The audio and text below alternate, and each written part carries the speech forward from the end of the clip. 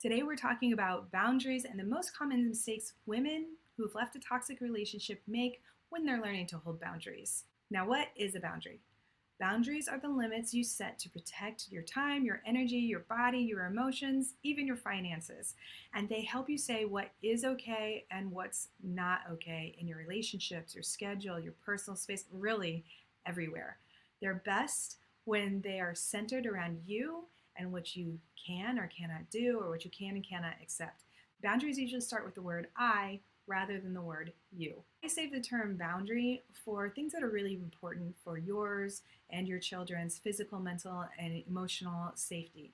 Things that are up for negotiation, like where to go to eat or where to take a vacation, those are more preferences. Mistake number 4 is a game changer. Make sure you watch till the end because I'm going to tell you the mind-body connection and how your body may be using symptoms to tell you you need to work on your boundaries. Information shared in this video is for educational purposes and not intended to diagnose, treat, or cure any mental, physical, or emotional issues. So let's get started. Mistake number 1, caving because they asked again and again and again. I once knew a man who asked me out on a date every week for an entire year. And at some point during that year, one of my friends tried to get me to break my boundary. See, I didn't want to go out with him because I had already seen red flags. But her argument was, oh, he's been so patient. He's been asking you over and over all this time and he's still pursuing you. Isn't that sweet?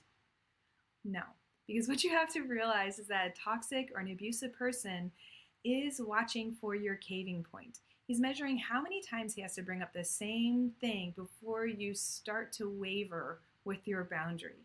So if I had agreed to go out with him after he asked for 9 months, the next time I say no, he'd be prepared to ask over and over and over for another 9 months or longer. So what to do instead? If he asks you for the same thing, you can simply say, I've already said no to this.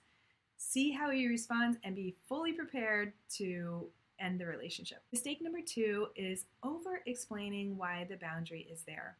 Most boundaries are obvious and can be said in 1 or 2 sentences, and you actually show weakness when you start with the whole story about your boundary, or you send a long text message talking about when you started the boundary and why and what happened last time you broke it and blah, blah, blah, blah, blah. See, you're probably already bored with me describing what you've been doing. Here's what to do instead. Try this phrase. I can't give my number to someone I've never met. See how the boundary is right there, the reason is right there, and it's all wrapped up in one sentence. Here's another one. It's not my style to go home with a guy on a first date. The kids can't go out to dinner with you if they have school tomorrow. No, you can't take the kids to the water park. It's my weekend to have them. The nice guys are going to appreciate that simple and direct communication. The toxic guys are going to negotiate, ask why over and over again, or start to play the victim. And if that happens, and especially if it's with somebody that you can't not interact with anymore because it's maybe your ex-husband and you have shared custody with kids, just respond with the exact same phrase. Then you can say, I already answered this twice, and then you don't have to say anything at all. Mistake number 3 is being afraid to be the bad guy. Listen, ladies, I know most of us grew up being told to be nice, or we're taught that we were supposed to just kind of go along with whatever. And there are some religions who even teach women that they need to submit to all men, but never teach them how to discern who's a good guy, who's a bad guy, who's a dangerous guy.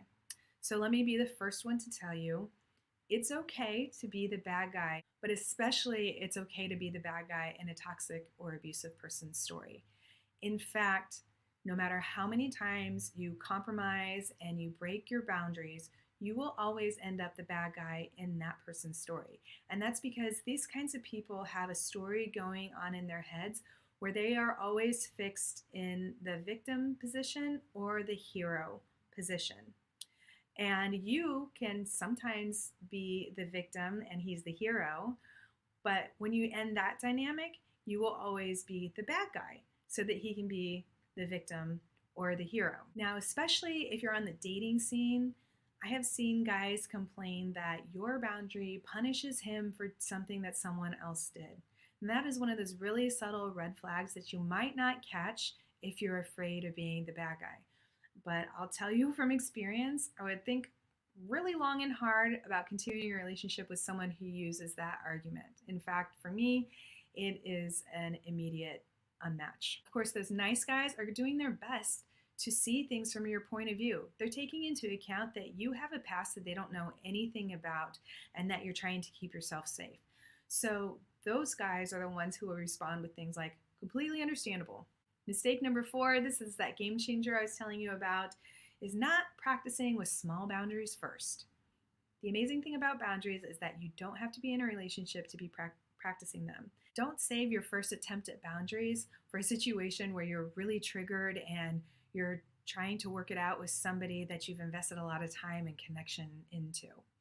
Boundaries are important to every area of your life: work, friendships, kids, finances, all kinds of places. So as you start to use boundaries, your nervous system creates new neural pathways, and even those small boundaries can feel a little scary. So practice those small boundaries so that you get comfortable with them, and later bigger boundaries will be a little less scary. If you are dating, the additional bonus is that these small boundaries can be really revealing with guys who are super toxic, so that you can get out before things get really bad. Some examples of small boundaries can be leaving work on time, showing up to work on time as well, saying no to social events when you're overbooked, getting your kids to bed on time even though they're stalling and they're saying they're suddenly hungry, or turning off the Wi-Fi for the entire household at a certain time so that everyone gets better sleep. Pick 1 or 2 that would make your life a lot easier, and just focus on getting really good at those for a month or maybe even longer. Once you feel like they're pretty solid, keep them in place and then add 1 or 2 more boundaries. Mistake number 5, not giving yourself enough time to process events. If you've been in a toxic relationship and boundaries like these are new to you, sometimes it takes time to process what's going on. If you don't give yourself that time, you could end up doing something that you can't take back, like you commit to a big project at work even though you are already overworked, or you give your phone number to a guy who actually gives you the creeps. Instead, have little phrases ready so that you can buy yourself that time every time you need it. So here's how this could play out. You meet someone on a dating app and you told him you don't give out your number until you've met in person. So you have the date, and at the end of the date, he asks for your number. You can just say, I'll send it to you through the app. What you've done there is you've held on to your power, and you've given yourself a little time to process how safe you felt. Were there any moments that felt off? You might talk about it to a professional or to a trusted friend, or see if you had any fawning behaviors during the date. Now, if you're not familiar with fawning, this is when you try to keep the peace and you avoid conflict or try to stay safe by people pleasing or going along to get along with what someone else wants to do or that you actually don't want to do. On a date, this could look like going to his house when you didn't really want to, more kissing, touching, or even sex too soon. It can be agreeing to his political or religious opinions even when you don't feel the same. It's a type of freeze response, and it's a sign that you don't feel safe for some reason. You may need a little time figuring out if that reason is something you are picking up on from him, or if it was something from your own history that is making a situation that is actually safe feel unsafe. All of this processing could take 24 hours. It could even take more time. So give yourself that time. Don't apologize for it. I will say, if it is going to be longer than 24 hours, it would be respectful to send a quick message saying, hey, busy day over here. I'll get back to you by X time.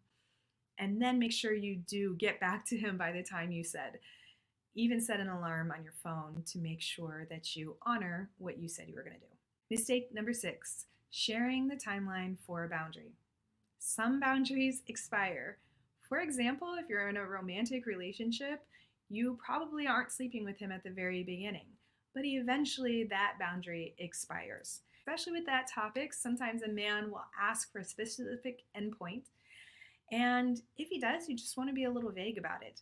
The reason is that men are competitive, and if you tell him that you don't sleep with men for the first 3 months of a relationship, he may stick around for 3 months just for the challenge of getting you to sleep with him and not because he actually cares about you. A better response to a situation like that is, I can't sleep with someone unless we're exclusive, and I'm not ready to be exclusive with you yet. It's good to have timelines in mind, but keep them to yourself. Mistake number 7, not having a script. Sometimes you may have a boundary in your head, but when it comes to actually sharing and enforcing the boundary, you freeze, or you start over explaining, or you cave. Instead of just winging it, make and practice a 1-sentence script for the boundaries you expect to need to share, and have a simple formula like the ones I've already used in this video. I personally use Laura Doyle's formula, which is the boundary and the reason all wrapped up in a 1 or 2 sentence phrase like the ones I shared earlier. So if someone invited me to go to a theme park but the rides make me sick, I can say, I can't go to Six Flags because roller coasters make me sick. See how easy that is to remember, and it's just as easy to create one on the spot. Now, to practice this, you can look back, pick one boundary that you wish you had held, big or small, and create a simple script using this formula. Then say it out loud 10 times. I know you're going to feel a little bit silly, but you're going to build up confidence. You're going to hear yourself saying it in a safe environment, and then you're going to have more access to it when you actually need it. I'm Maura Eliza, and if you enjoyed the tips in this video, use the link below to sign up for my email list, where you'll get more helpful tips as well as invitations to events and services.